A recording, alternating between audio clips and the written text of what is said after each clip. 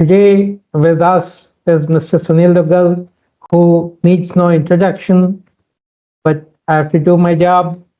So he is the chairman, policy and strategy for Vedanta Group. He's been the group CEO of Vedanta Group. He's also been the CEO and managing director of Hindustan Zinc Limited. He's been the president of Gujarat Ambuja, and he's had multiple transformations to his credit, both business transformation and cultural transformation. So today, he's kindly accepted our invitation to talk to our audience and share his experiences, which will benefit the younger generation as well as people like us. Welcome, Mr. Duggal, to the show. Thank you, Prashant ji. Thanks for inviting me on this very, very important talk. Thank you very much. Thank you very much. And we will, with your permission, start our questions. So, as you've been telling me that passion and purpose have really helped you transform businesses and create sustainable growth, along with the cultural change. So, how have you instilled a sense of passion and purpose within the workforce at Vedanta, and what impact has it had on employee engagement and business performance? Thank you, Prashant ji. I think this is a very pertinent and good question. This came to me very early in my life. I have grown through this pipe from my early days in Ambuja Cement, when we were putting up a first plant, and the vision which was created that we have to build up a plant in a record time. Record time means the world record.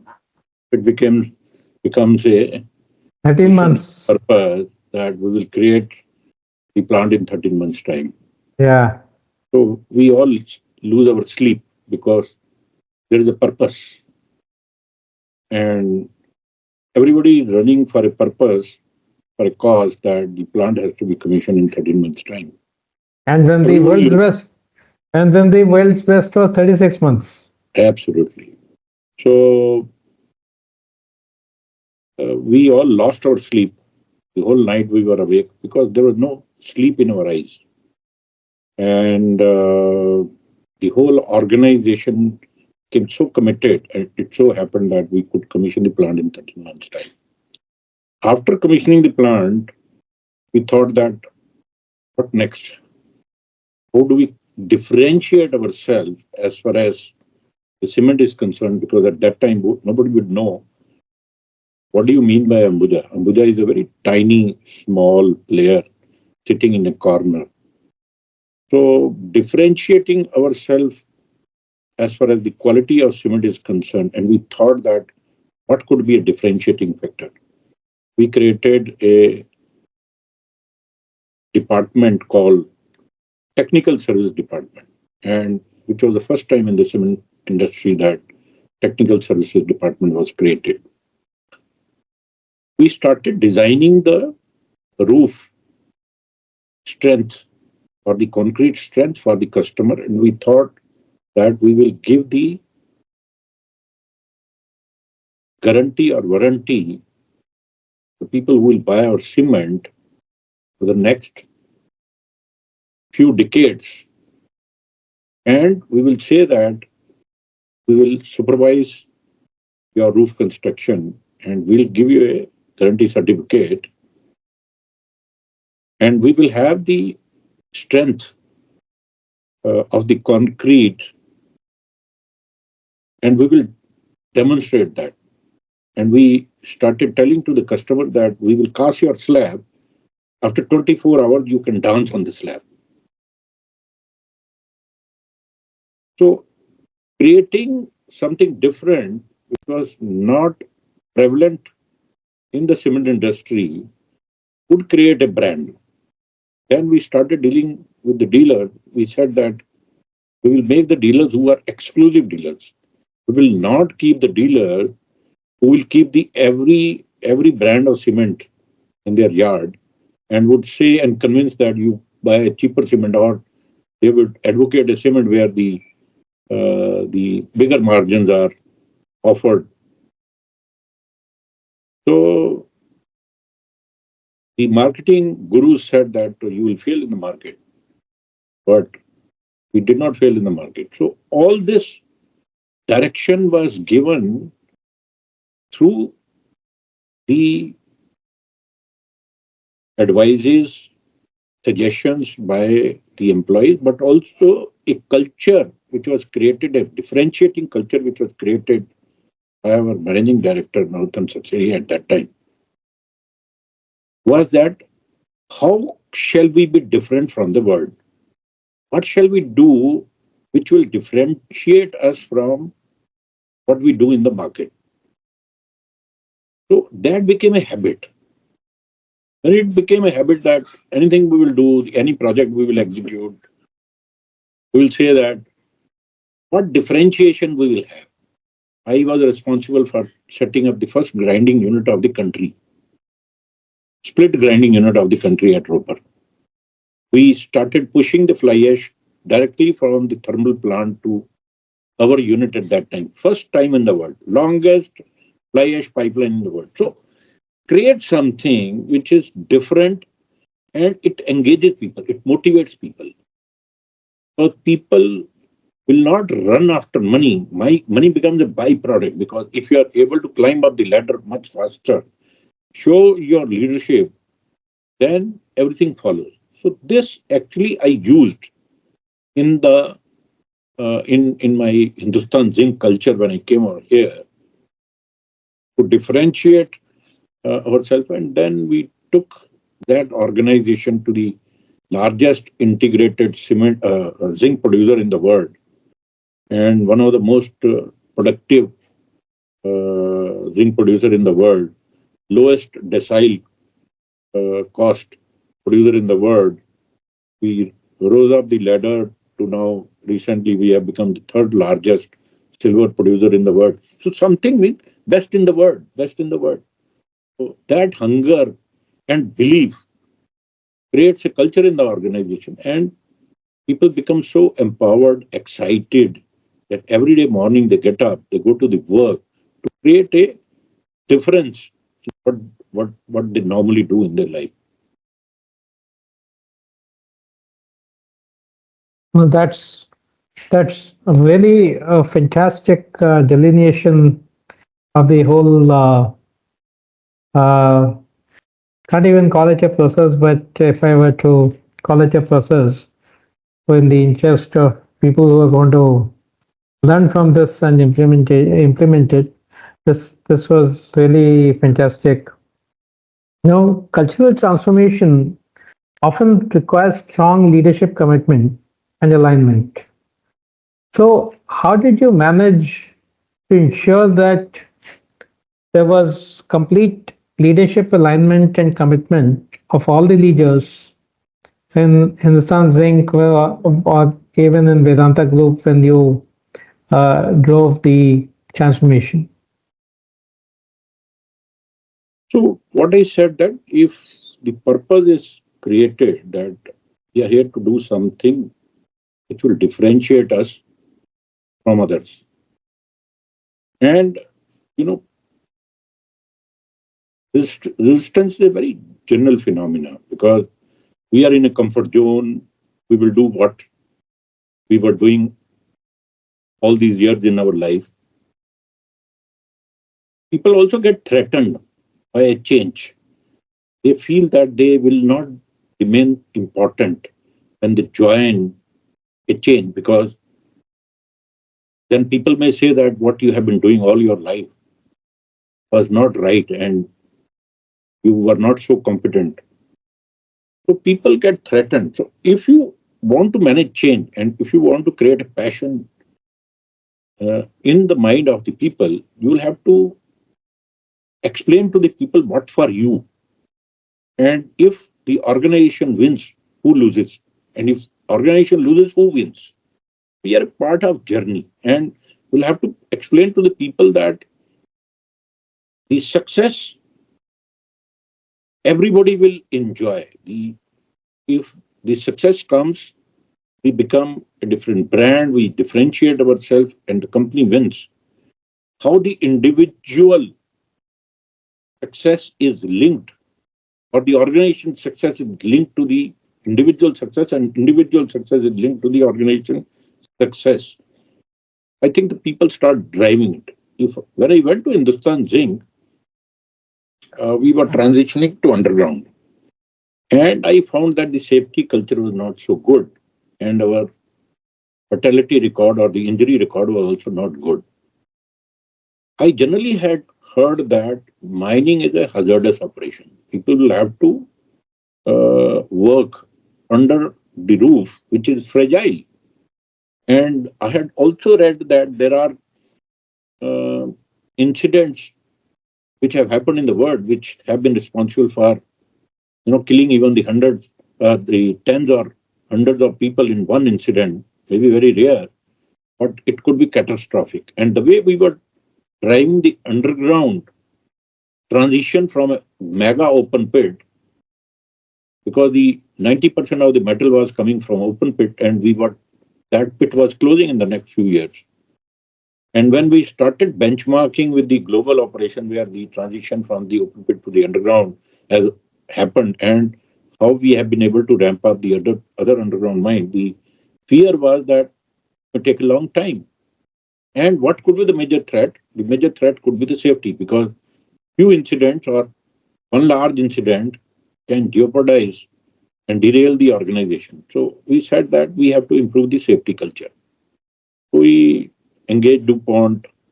We brought the best of the best people from across the globe, from Australia, other geography, where the systems and processes are very, very rigorous.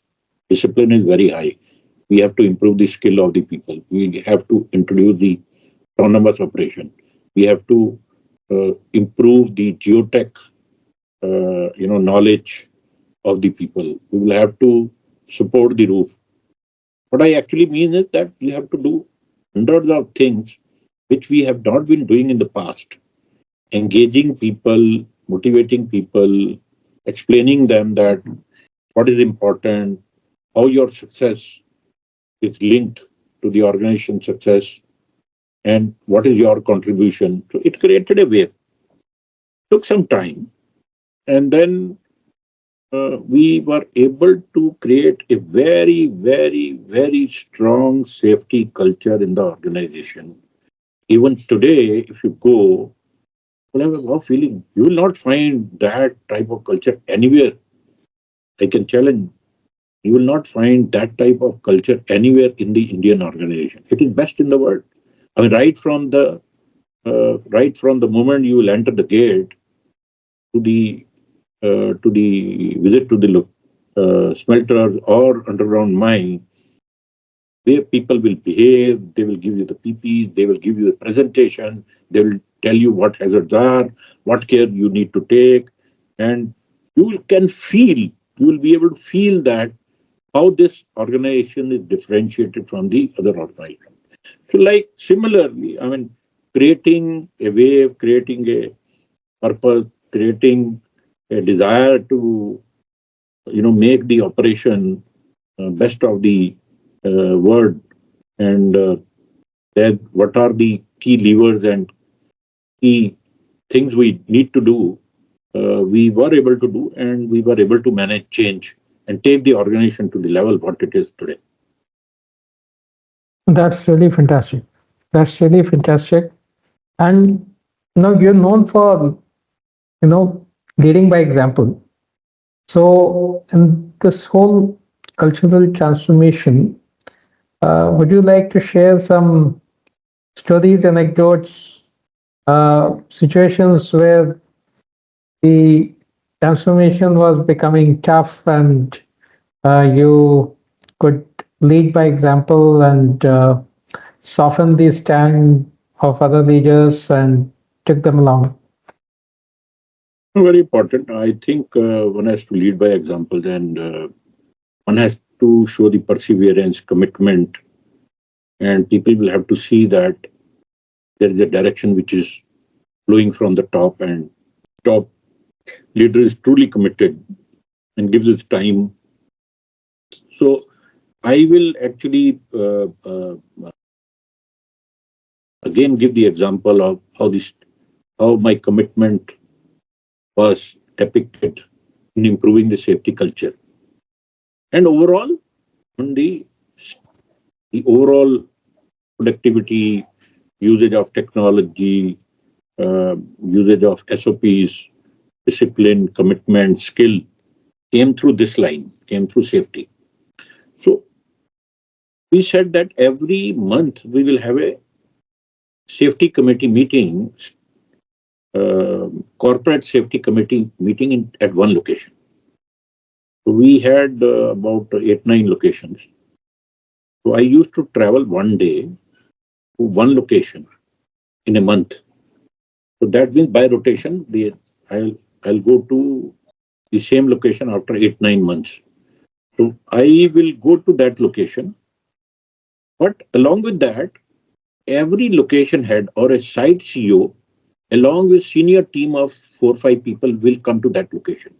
So that means the about 40 people will assemble at one of the location. We'll reach in the morning. We will divide ourselves into few groups, and we will go to the different sections of the plant to audit, make observation, and interact with the people, make safety interactions for about 2, 3 hours, and then come back in a room where each group will make a presentation that what is his observation. And there is a senior leadership team of the location sitting here listening to this. And at the end of the presentation, we will see the presentation from the location CEO where we have traveled, depicting his commitment that this is what he has seen from 8 groups and what will he be committed to. And then he makes his commitment. Then we take lunch. In the second half, we take the presentation from all the 8 groups of 8 locations. They will make a presentation that what is the systems and processes scorecard they have and where they are. So that means you are spending a complete one day at one location dedicated to safety. CEO is going, entire leadership, 40, 50 people of the organization are going there, spending whole day. That gives a huge message to the organization that this leadership, this organization, and complete senior leadership team of the organization is totally committed to safety, and they will bring a change. We also used to have a town hall where we used to invite entire workforce, including contract workmen and maybe some community people also, where they will listen to what message we want to convey. So this gave a very, very strong signal to the organization and helped us to manage the change because the leadership commitment was visible and people could see that there is a direction which is flowing from the top. That's fantastic example. That's super fantastic example. Now, talking about this whole safety issue, uh, were you able to bring down the fatalities to zero? Yes, yes, we were able to when in my last year of CEO tenure in Hindustan Zinc, we became zero fatality. And it was not so easy because we were killing few people every year. This was a large organization. But number two, because we were transitioning to the underground and we were expanding. We were building new facilities. We were engaging new people. These teams were expanding. It was not so easy, but ultimately it happened, and we were able to achieve that target. And in DJSI rating, we were adjudged number one globally in natural resource sector. That's really fantastic and commendable. Now, all these efforts in terms of the cultural transformation, creating a purpose, linking everything to the purpose, the safety and the leadership commitment, how did it translate to business growth? So, safety and creating the purpose in the organization, ultimately the objective was that we want we wanted to transition to the underground, deep underground mining. And that was the only way we could have survived and grown, because there was not even a single example in the world that people have been able to do it at such a pace. I brought one site managing director from Palabora in the name of Keith Marshall, who had managed the transition in about 7 8 years time, and then we appointed him our advisor. He used to say, the way you think, it cannot be done, but then we said that we are committed to do it. So bringing the global best practices, bringing the skill, uh, starting the mining academy, putting the simulators, creating a passion, partnering with the technology supplier, equipment supplier, we were able to manage this transition, and ultimately we became the largest integrated operation around the globe, and we became the lowest decile cost producer in the world. And this is how it became the cash cow of Vedanta. I think today Hindustan Zinc has a EBITDA margin of around 50%, and which may be record highest in the country. So the volume grew, the margins grew, the silver production grew. We started uh, making some of the best KPIs, benchmark KPIs around the globe. We started extracting a lot of associated and the minor metals which were associated. So we were able to make the company sustainable, long mine life company, where uh, the company would exist for the next 30 40 years at the current performance that we were able to create the organization. And it was well appreciated globally by the mining community and Indian community and the regulators, that the kind of work we have done, there is hardly any example of that around the globe. This is this is really fantastic, and it was all quantified and well measured, and that really also provides a return on investment in culture and purpose and safety, without which the organization would not have survived and has done so well, both financially and otherwise. This is absolutely fantastic experience that you've shared, and I'm sure a lot of us will learn a lot from this.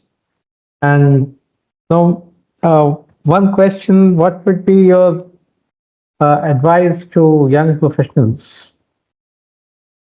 So, young professionals, my real advice is that don't run after money, create a difference.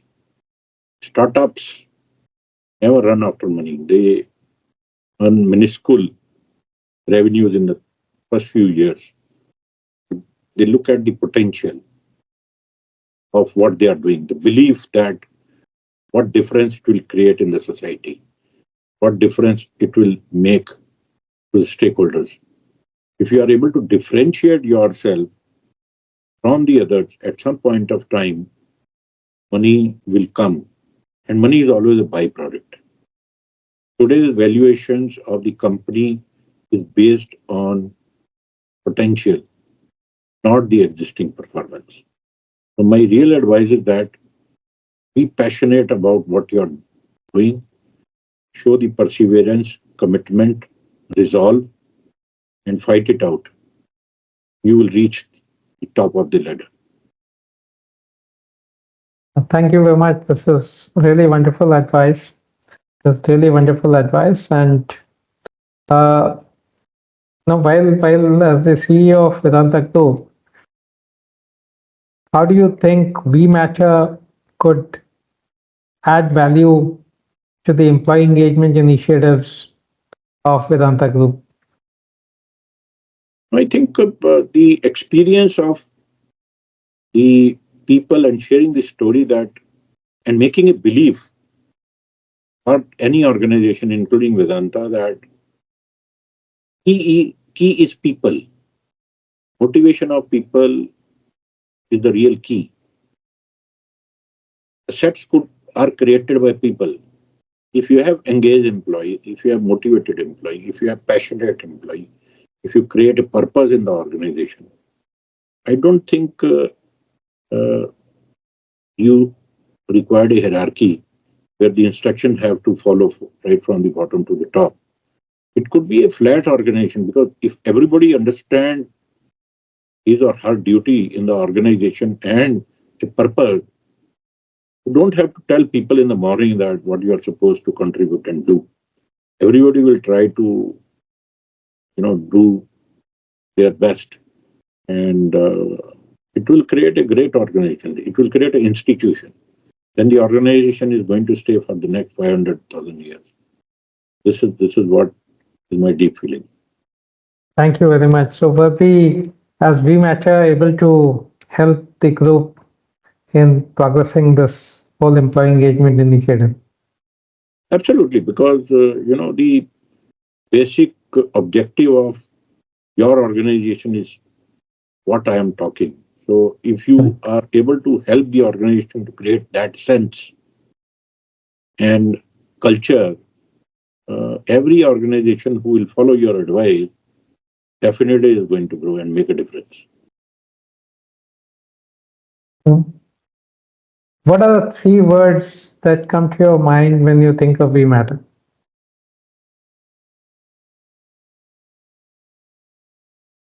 I think We Matter is a collection of people who also have tasted the success in their life by adopting the technique of creating an engaged, purposeful organization. And through that pipe, the people or your leadership have created the organization which are bearing the flag in the market and showing that how they are different from the other organization.